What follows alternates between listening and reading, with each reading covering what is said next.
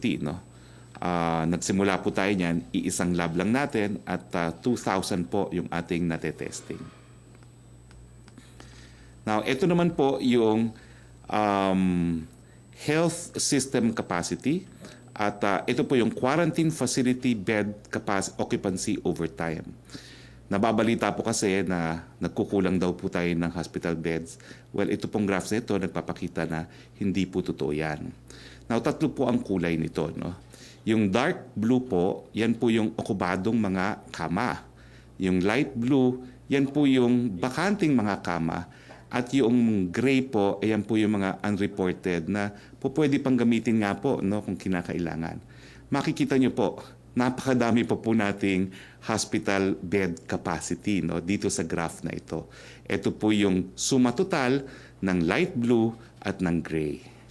Kung ipagsasama nyo po yan, makikita nyo na halos kakaunti nga lang po ang mga beds na ginagamit ngayon sa ating mga hospital. So pinabubulaan po natin yung mga naulat na mga fake news na wala na raw po tayong hospital bed capacity. At ito naman po ang ating PPEs, no? Yung end of April, meron po tayong 1 million PPEs at ngayong end of June, meron na po tayong 3 million na mga PPEs. Now, dito po sa NCR, ito po yung ating COVID bed capacity sa NCR. Meron po tayong suma total na 28,000 NCR hospital bed capacity. At dito sa numerong ito, 8,400 po ang allotted specifically po para lang po sa COVID-19. Dito sa 8,400, ang okupado lang po ay 3,602. So wala pa po sa kalahati ang occupied na hospital bed exclusively devoted for COVID-19. Now, kaya nga po, ang sinasabi natin po ngayon, pagdating po sa quarantine facilities bed occupancy, ngayon po meron pa tayong 72% na mga available bed capacity. Hindi po tayo nagkukulang ng mga hospital beds kung tayo po ay magkakasakit. Now, ang sinasabi lang po natin ng gobyerno ngayon, no, dahil kinakailangan na nga natin pong magkaroon ng hanap buhay at kinakailangan buksan ng ekonomiya, alam naman po natin ang ating mga sandata, no, laban sa COVID-19 para mapapagal ito. Social distancing, pagsusuot ng mask, paghuhugas ng kamay. At kinakailangan po, yung pananagutan, kinakailangan pong mas malaki na po ang responsibilidad ng ating mga LGUs dahil sila nga po ang mag-i-implement ng mga granular o localized lockdown. Kinakailangan ang individual magkaroon ng mas malaking responsibilidad dahil wala na nga tayong ayuda, kinakailangan gumawa ng mga hakbang para mapabagal po ang pagkalat ng sakit, no? At siyempre po, nandiyan naman po yung ating mga kapartner na private sector na talaga namang pong hindi lang namibigay ng mga pangangailangan natin, pero talagang tumutulong po para mapalawak pa yung ating targeted testing sa ating lipunan ngayon.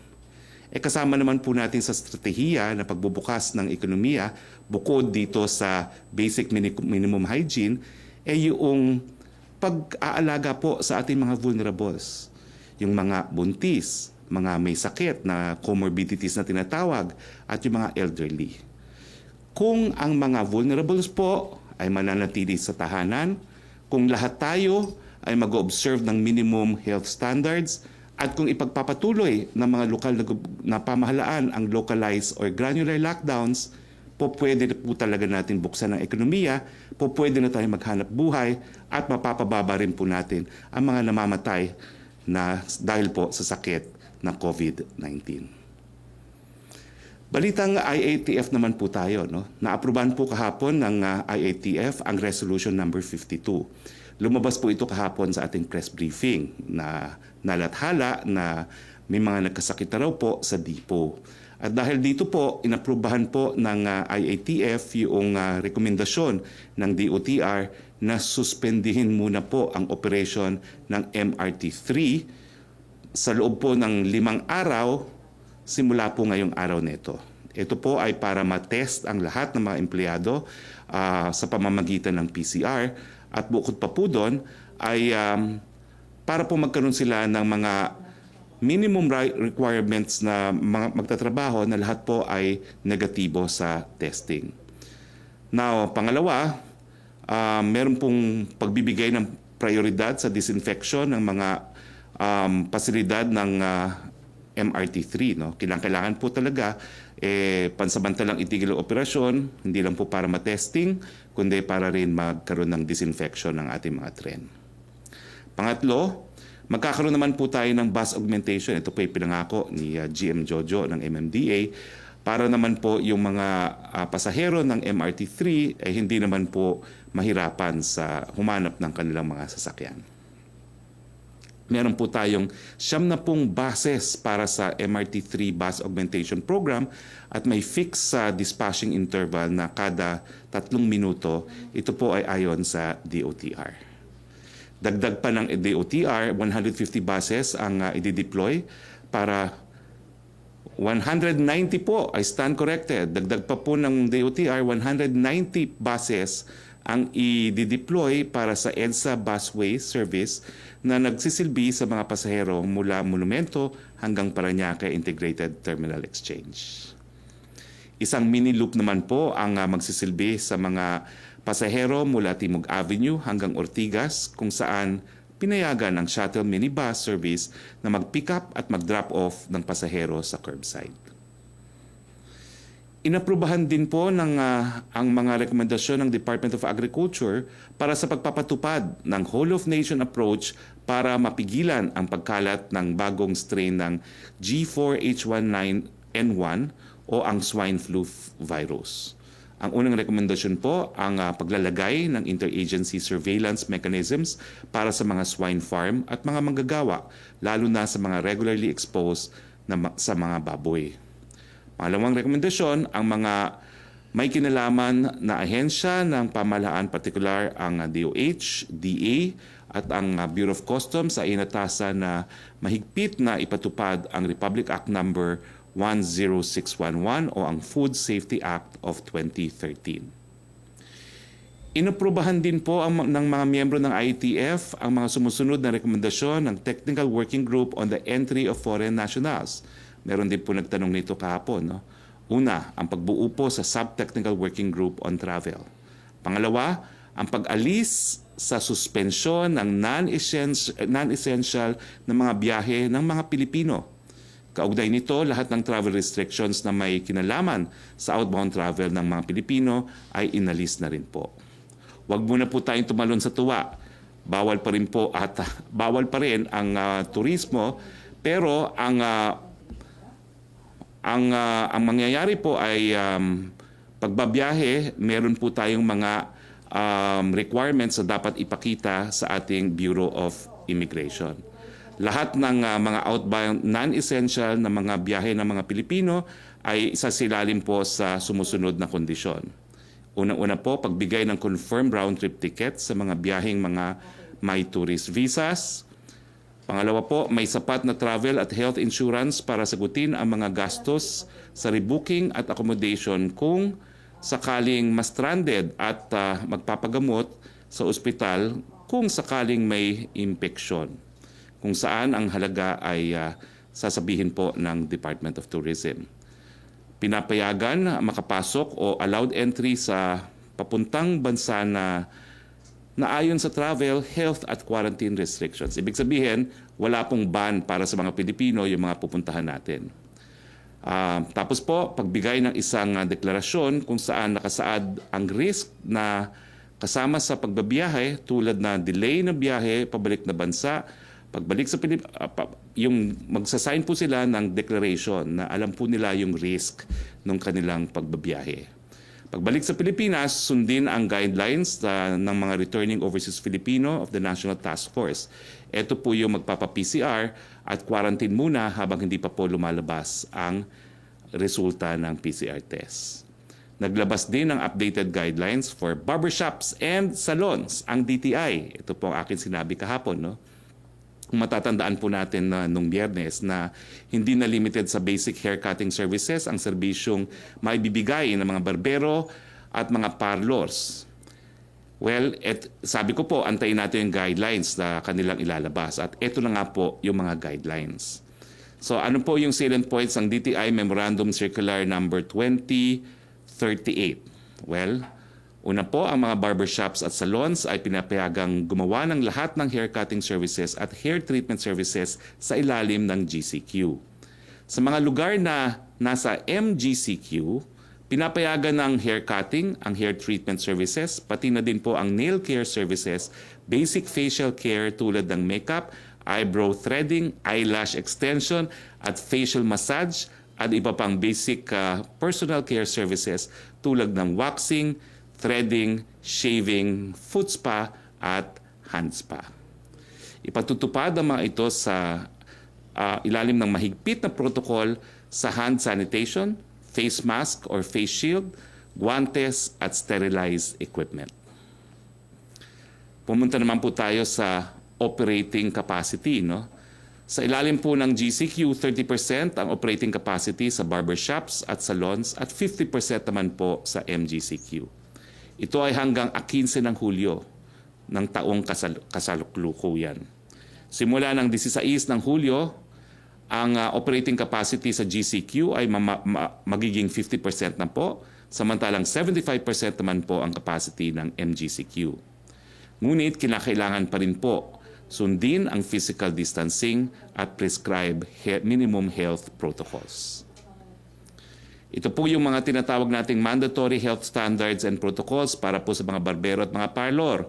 Una, mahigpit na pagpapatupad ng no face, no mask, no entry policy. Pangalawa, paglalagay o pag-i-spray ng rubbing alcohol at bago po pumasok ang mga empleyado at mga parokyano. Pangatlo, pagpaparehistro sa SafePass o staysafe.ph o pag-administer ng health declaration checklist. Ito po ay para sa tracing. Pang-apat, ang pag-thermal scan bago makapasok. Thermal scan bago makapasok. Ang mga taong may temperature, yung mga taong may temperature po na mas mataas sa 36.5 ay hindi po papapasukin. Panglima, lahat ng mga sintomas tulad ng may lagnat, may ubo, hirap sa paghinga ay hindi po dapat papasukin. Pang-anim, ang mga empleyadong may sintomas ng COVID-19 o na-expose sa mga pasyenteng may COVID-19 ay hindi po papapasukin. Pang-pito, ang mga upuan ay may layong 1 metro sa isa't isa. Pang-walo, may tamang ventilasyon at exhaust system. Pang-siyam, na-sanitize ang mga restroom at walang kalat ang mga basurahan. Pang-sampu, sterilize ang mga gamit bago at pagkatapos ng bawat serbisyo. Pang-11, hindi pinapayagang pumasok na may kasama unless absolutely necessary. Okay, meron lang po akong dagdag, no? Ito po yung other modes of transport na tutulong habang hindi po nag-ooperate ang MRT-3 simula ngayon po hanggang July 11. Number 1, yung MRT-3 bus augmentation, 90 bus units with 3-minute regular dispatch system. Pangalawa, sa EDSA busway, 190 buses from Monumento to Q Avenue and Estrella to PITX. Passenger pick-up and drop-off will be at the curbside. Tapos, 4 additional median bus stops will be open starting tomorrow po, no? Sa Main Avenue, Santolan, Ortigas, and Guadalupe. Tapos Timog to Ortigas mini loop, magkakaroon po ng pick-up and drop-off at the curbside. Okay, I hope nalinaw po natin yung bagay na yan. So simulan na po natin ngayon ang ating open forum. Parang palagi atang buena mano si Joyce Balancio ng ABS-CBN. So buena mano, Joyce. Yes po, good afternoon po, Secretary Roque. According po sa Johns Hopkins Coronavirus Resource Center with the additional 2,900 cases natin recorded kahapon, ang Pilipinas na daw po ang pangalawa sa Southeast Asia with the most number of COVID cases. Is this a cause of concern for the government, and will the IATF be implementing adjustment or changes sa mga sistema natin ngayon? Alam ko po paulit-ulit na natin pinapaalala yung minimum health standards, yung health protocols, yung localized lockdowns, but still we see large numbers of reported COVID cases. Can we expect drastic adjustments or changes po before July 15? Kasi medyo matagal po yung July 15. Well, gaya ng nasabi ko na po kanina, no? Hindi na po nakapagtatakay ang pagtaas ng kaso ng COVID habang wala pa pong bakuna, habang wala pa pong gamot. Pero mabuting balita naman po, karamihan po talaga na aktibong kaso ay mild or asymptomatic. At ang binabantayan po natin yung magkakasakit ng severe or critical, at sinisiguro po natin na sapat ang kakayahan natin na bigyan sila ng lunas. No? Yan po yung critical care capacity na sinasabi natin. So sa akin po, wala naman pong dahilan para mabahala. Kinakailangan lang po talaga ipatupad natin yung siguradong mga armas natin laban sa COVID-19, na gaya ng sinabi mo, wearing of mask, social distancing, and paghuhugas ng kamay, at pananatiling malusog. So importante rin po na alam na natin sa karanasan ng ibang bansa na ang talagang namamatay ng napakarami ay yung mga vulnerable groups, mga matatanda, mga seniors, mga buntis, at mga kabataan at may mga sakit. No? So itong mga vulnerable populations, kung ayaw po nating masama sa datos ng mga namatay, manatili po tayo sa ating mga tahanan. At wag naman po tayo mag-alala dahil kahapon po nag-meeting kami ng mga mayors ng Metro Manila. Alam naman po nila kung nasan yung mga areas na nagiging marami na naman ang kaso ng COVID-19, at aktibo po nilang sinasarado to sang-ayon po sa ating pulisiya na instead of community lockdowns, magkakaroon po tayo ng localized and granular lockdowns. So siguro yan po yung malaking pagbabago sa ating strategiya. No? Yung sinabi ko kanina na kinakailangan mas aktibo na ngayon ng LGUs dahil sila na magpapatupad ng localized lockdowns. Mas aktibo na po ngayon ang pribadong sektor. Yung ating mga employers, ipatest na po natin ang ating mga empleyado, at ang gobyerno naman po gumagawa ng lahat ng hakbang para mapalawak yung ating testing, tracing, treating, isolation capacity, at siyempre yung pangangalaga po sa vulnerables. Yan po yung ating strategiya. Apo. Ang Quezon City Government Secretary, the LGU noted na yung increase in numbers po sa syudad ay dahil daw po sa unauthorized activities gaya daw po ng mga budel fights, videoke sessions, birthday parties. Any reaction from the palace, sir, and perhaps reminder kasi nakikita na nga natin tumataas na number, and yet may mga reported incidents pa po na ganito. Kaya nga po sa ating bagong strategiya, binibigyan din natin ng mas malaking responsibilidad na mga individual. Nasa kamay niya na po ang mangyayari sa inyong kalusugan. No? Talaga pong yung mga budel fights, yung mga pagtitipon, sure recipe po yan sa pagkakasakit. At bagamat konti ang namamatay, baka malasin kayo at masama kayo sa datos. Wag naman po sana. So panawagan po, tayo po ang naghahawak ng susi sa ating kalusugan. At siguro po pagdating naman sa gobyerno, magpapatuloy pa rin yung mas aktibong pag-i-implement po ng pagbabawal sa pagtipon-tipon. Hinihingi lang po natin ang kooperasyon ng lahat. Dahil kaya naman dapat talagang ipatupad yung mga ordinansya laban po sa mga pagtipon-tipon ay dahil nga po dumadami rin ang mga kaso. Last na lang po from me, Secretary. Yung team po ni Director Joyce Bernal, they went to Sagada to supposedly shoot for a video footage for SONA. And they were given authorization letter naman po from no less than Malacanang Presidential Broadcast Staff, RTVM.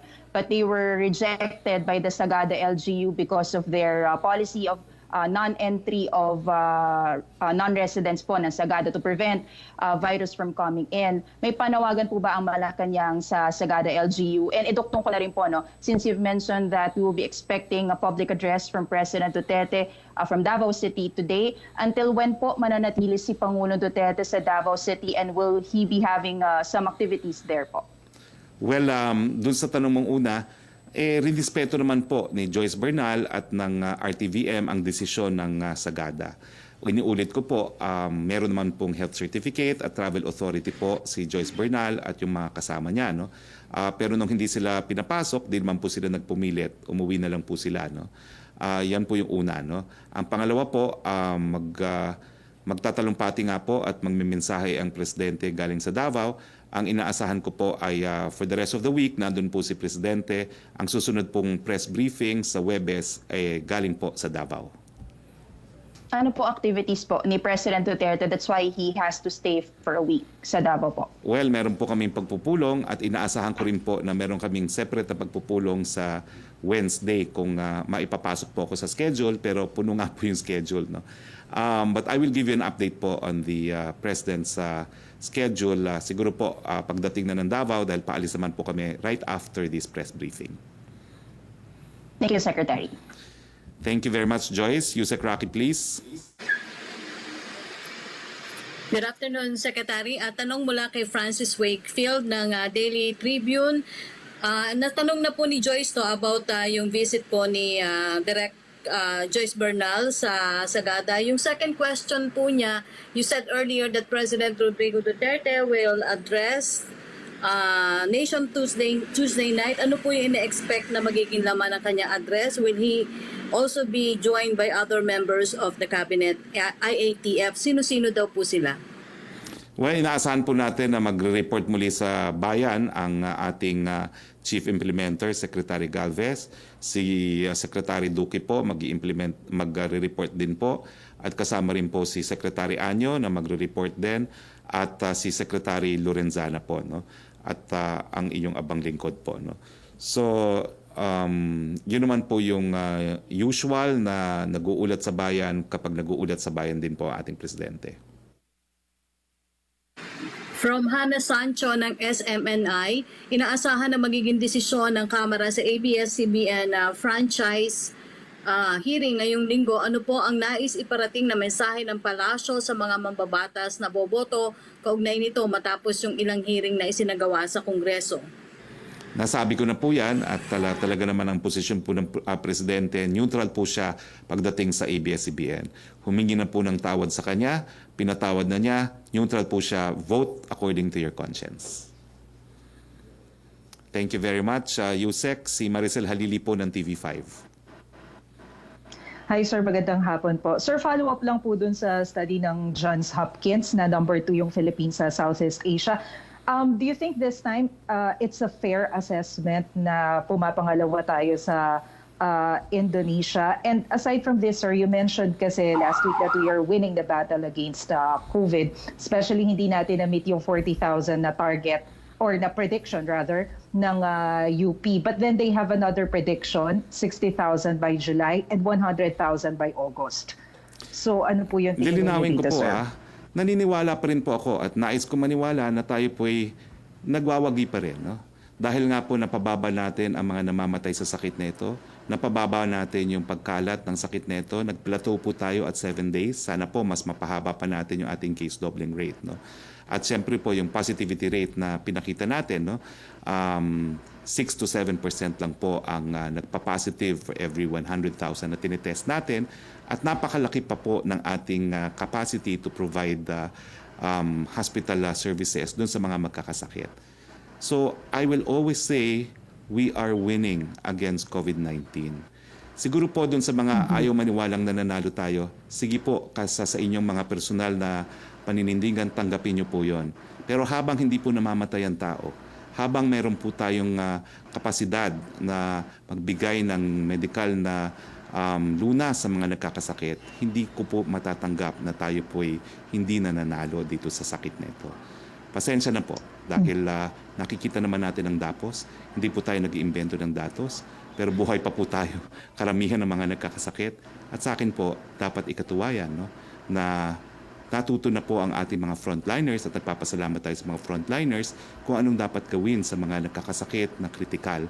Kaya nga po, gaya ng mga bansang Singapore, bagamat hindi kasing baba ang death rates natin, ay hindi po ganun kalaki ang ating death rate. 2.9% po ang ating death rate kung ikukumpara sa worldwide na 5.5%. So sa akin po, pagwawagi po yan. At kung sa tingin nyo po talaga na tayo hindi nagwawagi, sa inyo na po yon. Pero sa akin po, habang kakaunti compared to the rest of the world ang namamatay, nagwawagi pa rin po tayo. And kung talagang hindi nyo matanggap yon, sa inyo na po yon. Sir, yung sa Johns Hopkins po, is it a fair assessment? And yun pong considering the number of cases now in NCR, is NCR back as being the epicenter? Hindi na po uli Cebu? Well, alam niyo yung usaping epicenter sa akin, hindi ko masyado binibigyan ng importansya, which is the epicenter. Di naman tayo nakipag-contest sa Cebu. No? Ang importante nga po, tignan natin yung case doubling rate, mortality rate, hospital bed availability, critical care capacity. No? Now, as to numbers, siguro that's accurate because nagtutugma naman sa numero natin at ang datos naman po ng Johns Hopkins galing din sa ating Department of Health. Pero kung makikita nyo nga, miski dun sa malaking numero na nagkakasakit, mahigit kumulang naman kalahati ang mga aktibo. No? At sa aktibo nga, karamihan ay either minor or asymptomatic at kakaunti lang din ang critical or severe. Mm-hmm. Sir, last na lang po. Inflation rate base po sa PSA rose to 2.5% ngayon pong June, primarily because of the increase on fare. How do we balance this, sir, especially now na marami pa rin po yung unemployed? Well, napakababa pa rin po niyan, 2%. No? At inaasahan po natin na kahit paano tumaas kasi nga po nanggaling tayo sa complete lockdown. So syempre po, habang nagbukas yung ekonomiya, mas tataas po ang supply dahilan kung bakit tumataas din ang inflation rate dahil yan naman po ay supply and demand. No? So mas mataas ang demand at siguro po limitado pa rin ang supply kaya medyo bahagyang umakyat po ang ating inflation rate. Pero hindi naman po nakakabahala yan dahil 2% po yan. Okay. Thank you, sir. Thank you very much, Pia. Back to you, Sec. Rocky. From Sam Edenilla of Business Mirror, may official request na po kaya si President Duterte for Congress to hold a special session? If yes, kailan po kaya ito gaganapin? Opo, and I will find out tonight when I meet with the President. Sam, kailan po mag-start ng pag-hire ng additional 50,000 contact tracer ang DILG at magkano po ang budget para dito? Pa rin po, July. Nasabi ko na po yung budget, no, pero let me get that right on Thursday, no. Pero nasabi ko na po yung budget, pero minimum 50,000 additional contact tracers this month. Huling tanong ni Sam Edenilla, may appeal po ba ang Ibon Foundation for the government to realign some of the funds for build projects for the Government Social Amelioration Program o SAP? Meron na po bang BBB projects ang hindi itutuloy or na-defer ang construction because of COVID-19? Ang huling balita ko po kay Secretary Vince Dizon, tuloy naman po ang BBP. Kung meron po mga pagbabago sa plano, it is a matter of reprioritization o yung tinatawag nilang for future release. No? So tuloy naman po yan. Subject to reprioritization and for future release. Yes, punta tayo kay Trish Terada.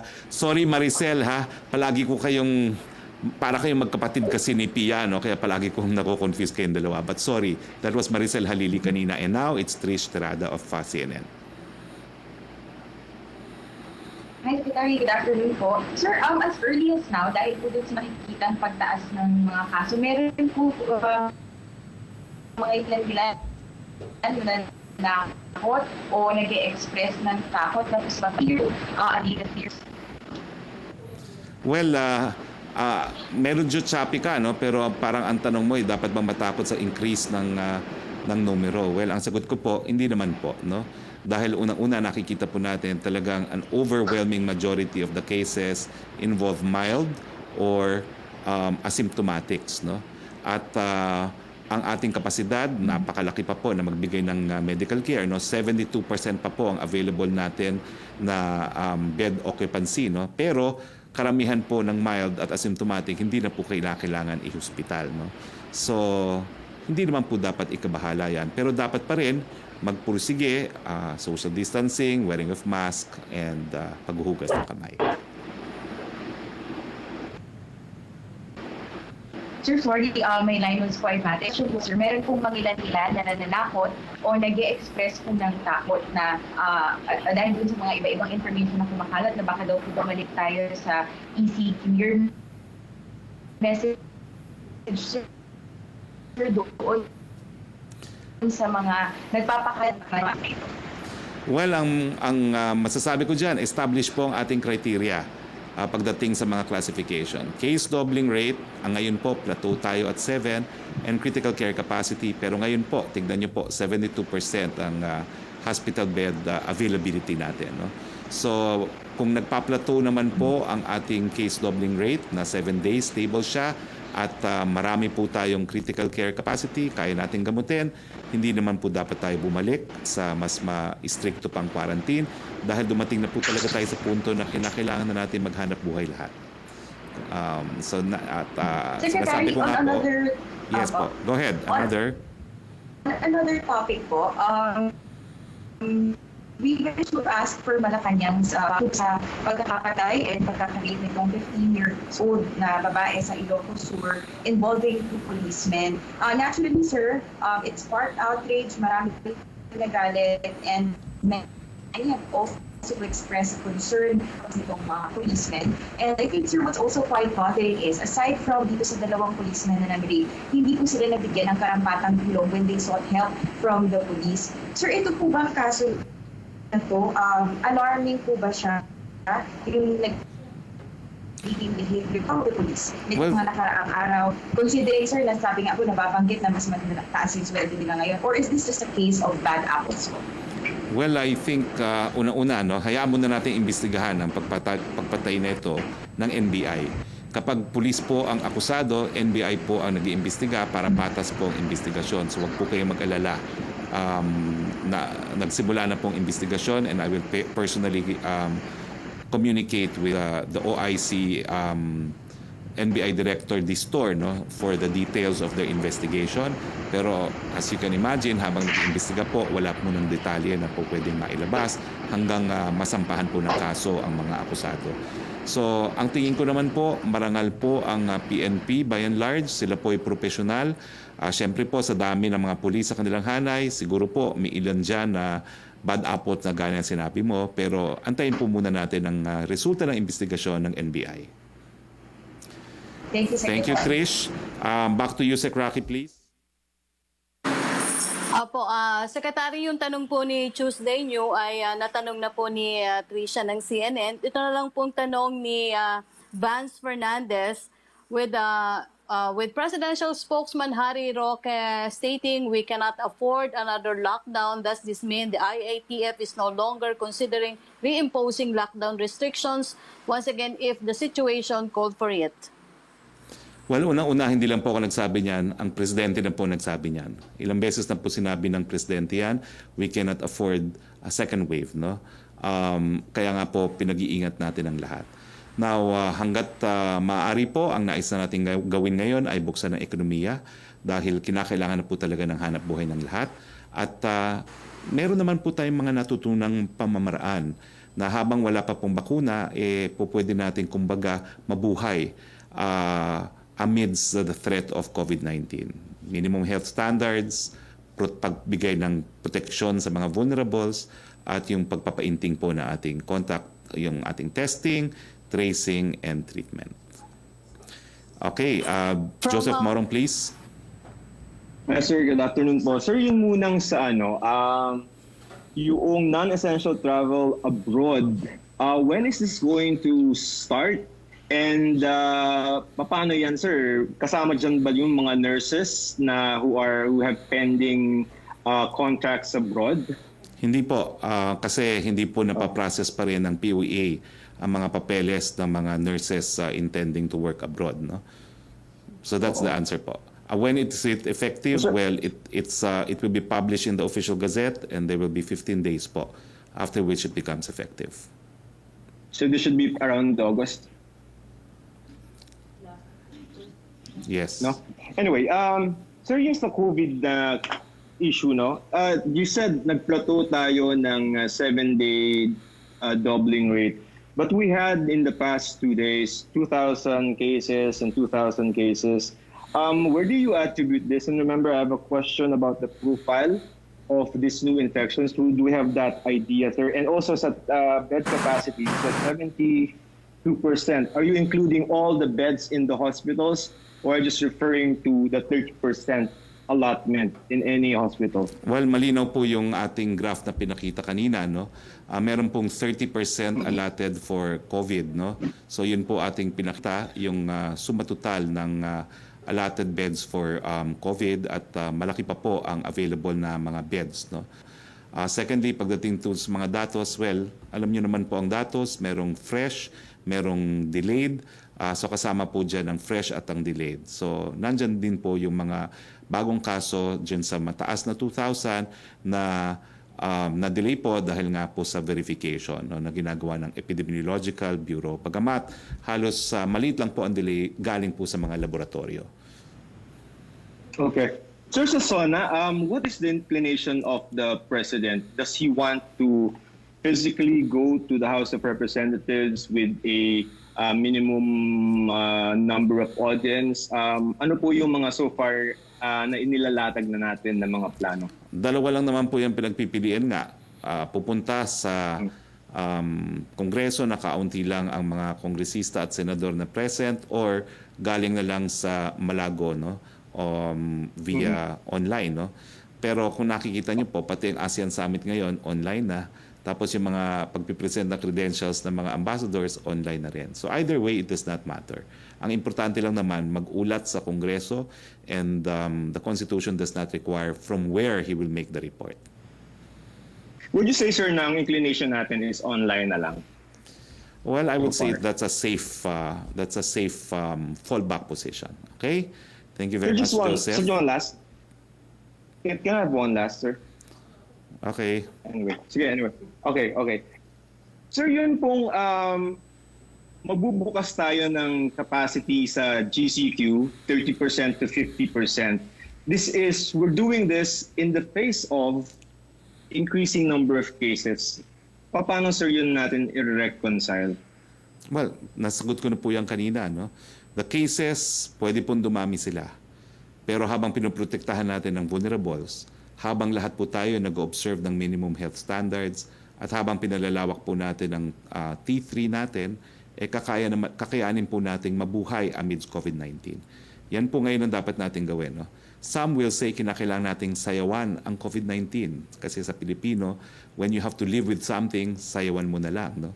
Pero yan po ang gagawin natin, no? Sasayawan po natin, we have to deal with COVID-19, we have to resume with our economy, and at the same time, protect our people. Okay, thank you, sir. Thank you very much. Thank you, Joseph. Back to you, Sec. Rocky.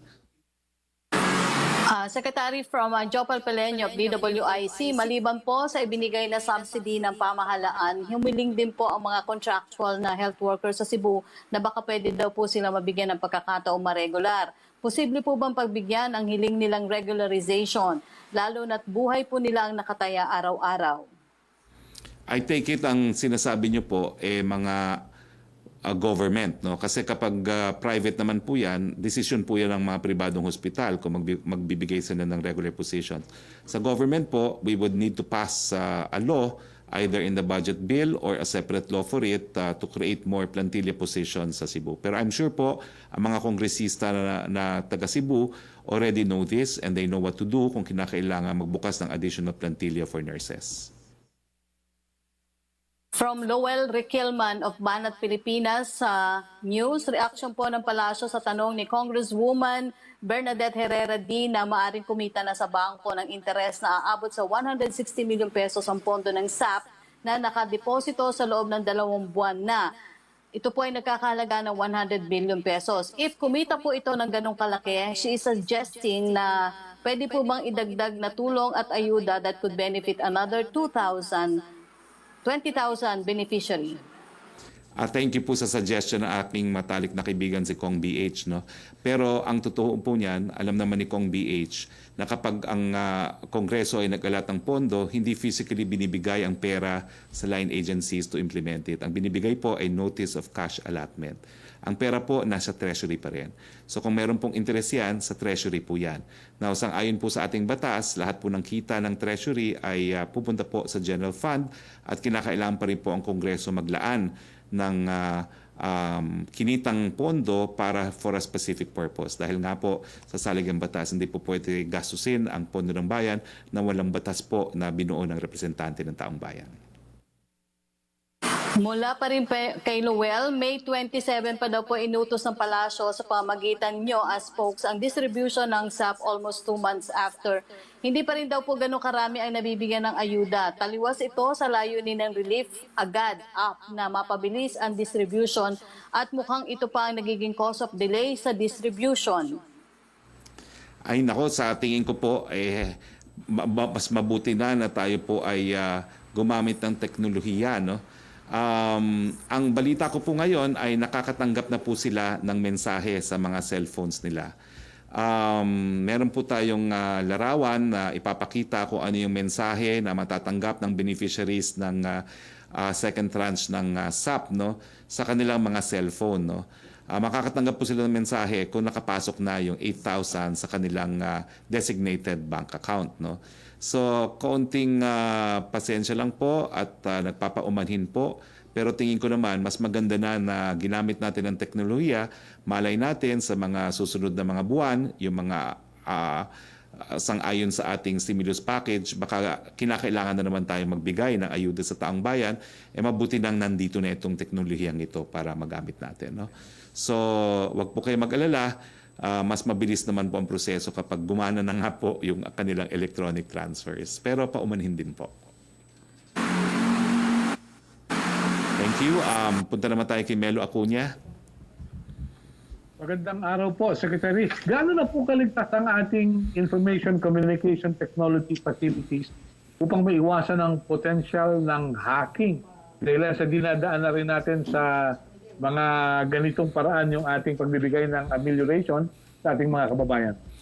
Well, ginagamit po natin ng established companies, no, na in the business of remittance. So inaasahan po natin na ang kanilang mga computer systems are well protected. Otherwise po, sila mismo ang malulugi. Hindi po nagbuo ng bagong kumpanya ang gobyerno. Ginagamit na po natin ng mga existing companies, no. So we trust po that being in the private sector, they will take steps to protect their computer systems. Ito po ngayon, sa screen, pina-flash po natin yung matatanggap na mensahe galing po sa DSWD kung available na yung ayuda nila. Ganyan po yung matatanggap nila. At meron naman pong ilang nakatanggap na, no? Pinaplansya lang po ng husto. Ganyan po yung mensahe na makukuha nyo. Okay? Yes po. Mabuti po naman kung gano'n. May pahabol po ako. Meron na po ba tayong informasyon tungkol sa ginagawang pagsisiyasat ng National Bureau of Investigation sa barilan o pamamaril na naganap sa Hulo kamakailan? Meron po. Kompleto po ang status report na pinararating ng NBI Presidente, pero hindi pa po yan po pwedeng isiwalat dahil it's an ongoing criminal investigation. Opo, may pahabol sa akin, pinadala lang dito. Doon daw po sa mga OFWs na walang trabaho ngayon, ano raw pong imumungkahin ninyong hanap buhay ang para sa kanila? Salamat po. Meron pong pautang at livelihood program ang OWA mismo. Meron pong mga livelihood program at pautang din ang Department of Agriculture, ang Department of Trade and Industry, at meron din po tayong mga microfinance livelihood entities na po pwedeng magbigay po ng pondo para sa mga maliliit na negosyo. Okay. Salamat po. Thank you. Salamat, Melo. Back to you, Sec. Rocky. From mga Crisuse ng remate, marami na pong nainip na taga National Capital Region na matanggap yung second tranche ng mahalaan sa ilalim po ng SAP. Mayorya po ang tanong ng mga ito kung may hihintayin pa ba sila si second tranche na ayuda mula po sa gobyerno. Pero pinaplansya pa po, pero malapit na po yan. At dahil nga po electronic, 2 days tapos naman po lahat. But I've answered the question. Thank you. hinikayat po ng evangelical churches si Pangulong Duterte na suportahan ang franchise renewal ng ABS-CBN Corporation. Ang apela po nila kay Pangulong Duterte, ibigay nito ang kanyang crucial support para sa renewal ng prangkisa ng media firm. Sinabi po ni PCEC National Director Bishop Noel Pantoja na naipakita naman daw po sa pagdinig ng Kongreso na ABS-CBN sa usap-usapan. Mapagbibigyan po kaya ng Pangulo ang apela na ito ng Philippine Council of Evangelical Churches. Kasama ko po sa aking online Bible study si Bishop Pantojo. So Bishop, siguro po i-address po natin ang appeal sa Kongreso kasi decision po yan ng Kongreso. Ang Presidente naman po sinabi niya, Congress, the members of Congress can vote according to their conscience dahil siya po ay neutral. Yan po si Presidential Spokesperson Harry Roque para sa Palace Briefing Natanong at na para rin po ng ibigay sa ibang atin yung kasamahan mahalagang natin. puntos. Tanong po ni nasa linyas. Catherine Valente ng Manila Times. More than 200 scientists from over 30 countries say there is evidence that coronavirus in smaller particles in the air can infect people. Sapat po bang ating health protocols and quarantine measures to further prevent the spread of the disease? Kung airborne nga po siya at hindi pa naman binibigyan ng kumpirmasyon yan ng WHO, yung pagsusuot po ng mask, yan po yung pinakamahusay na preventive measure na po pwede natin gawin. At siyempre po, patuloy naman tayo nagpaparami pa ng ating mga Wihilas One centers para yung mga malala at mga seryosong kaso lang po ang pupunta sa ospital. Yung second question po niya, na tanong na rin po kanina na ating makasamahan. Yung third question niya, another petition po was filed by BPO industry employees network before the Supreme Court urging Malacanang to conduct free mass testing, efficient contact tracing and isolation and effective treatment of positive cases. They say this effective and fast conduct of these 3 T's is crucial to keep workers and our community safe from COVID-19. What's the palace take on this? Nakabili na po tayo ng 10 million PCR test kits, 250,000 RPT, rapid test kits, at meron na po tayong 800,000 na na-test sa ating bayan. So 10 million plus 800 plus 2.5, that's 11 million. That's already equivalent to 10% of the population that we seek to test. Mas mataas na po yan sa 2 to 3% na una nating ninais. So, ang sagot ko po dyan, talaga naman pong pinalawak na natin yung targeted testing natin to include 10% of our population. Yung question po ni Chris Jose na sagot niya rin po about Fabel Pineda, yung 15-year-old na allegedly pinatay ng at ni-rape ng pulis. Yung tanong po ni Arian Meres ng ABS-CBN, has the IATF discussed the guidelines on back riding or angkas? When will this be issued and what are the guidelines? Well, in principle, na-approve po yan ng IATF. Pero yung guidelines, i-issue po yan ng DOTR at saka ng NTF. So, ang napupusuan na po nila ay yung disenyo po ni Governor Yap, yung paggamit po ng parang shield para maghiwalay po yung driver at saka yung kaangkas. Antayin lang po natin ang guidelines, ang final guidelines po ng NTF at saka ng DOTR. But in principle po, basta merong ganong shield na dinisenyo ni Governor Yap, wala pong objection, pinaplansya lang po yung final guidelines. Yung tanong po ni Arya, nasagot niyo na rin about hospital bed capacity. Tanong po ni Rose Novenario from Hataw, ano po ang reaksyon ng palasyo sa mga lumutang na personal na interes ng mga mambabatas kahapon sa ABS-CBN franchise hearing na tila dinidiktahan ng isang media outfit kung ano ang dapat ibalita, na nagmumukhang hostage nila ang ABS-CBN na kapag hindi sumunod sa gusto nila ay hindi i-renew ang kanilang franchise. Mas prioridad po ba ng mga kalyado ng palasyo sa Kamara ang issue ng ABS-CBN franchise kaysa magpasa ng batas para magkaroon ng resilient community-based healthcare system sa Pilipinas, lalo na't panahon ng pandemya? Sabi ko nga po, neutral ang Presidente pagdating sa ABS-CBN franchise. Respetuhin na lang po natin ang kapangyarihan ng mababang kapulungan dahil sa kanila po talaga dapat magsimula ang panukalang batas na magre-renew ng franchise ng ABS-CBN. Last question. Secretary, from Angel Ronquillo of DZXL, hindi po ba napaghandaan ang MRT-3 operations? Bakit may mga tauhan sila nagpositibo sa COVID-19? Hindi po ba dapat isinailalim muna sila sa RT-PCR test bago nagbalik operasyon para sana daw po na iwasan ang ganitong aberya? At paano ang sistema ngayon ng contact tracing lalo na't 11 sa mga nagpositibo ay ticket sellers? Well, unang-una po, yung guidelines naman po natin, nung nagbukas po ang MRT, ay hindi naman po rin-require. Alam nyo naman po yan, ang COVID testing as a prerequisite para sa pagbabalik trabaho. Pero nung pumutok nga po na may mga nagkasakit, minabuti na po talaga na testingin lahat yung mga empleyado. Now, inaasahan naman po natin na kung kayo po ay sumakay ng MRT, siguro kami na pong nananawagan. Kung po pwede po, kung kayo po ay nagkaroon ng physical contact doon sa mga nagbebenta ng sellers, although meron naman tayong polisiya na dapat no cash at minimum contact, pero kung kayo po ay somehow nagkaroon ng contact, kayo na po ang mag-quarantine, no? Dahil hindi na po natin malalaman kung sino kayo. Kung kayo po ay merong simptomas, pwede naman po kayo magpa-PCR test dahil kasama naman po yan sa guidelines ng DOH, yung simptomas at saka kung kayo ay nagkaroon ng exposure, pabayaran naman po yan ng PhilHealth. That was the last question. So maraming salamat, Yusek Roque. Maraming salamat sa lahat ng miyembro ng Malacanang Press Corps. Ang next press briefing po will be from the city of Davao. So sa ngalan po ng ating Presidente, Rodrigo Roa Duterte, na magbibigay ng kanyang mensahe sa taong bayan mamayang gabi, ako po ang inyong spokesman, Harry Roque, nagsasabi, Philippines, let's keep safe.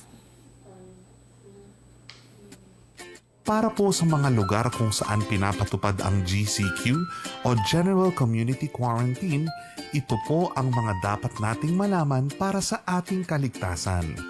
Ito na po ang tinatawag nating new normal. Sa lahat ng oras, dapat wag pa rin nating kaligtaan ang minimum safety standards. Una po, ang safety protocols. Palagi pa din maghugas ng kamay o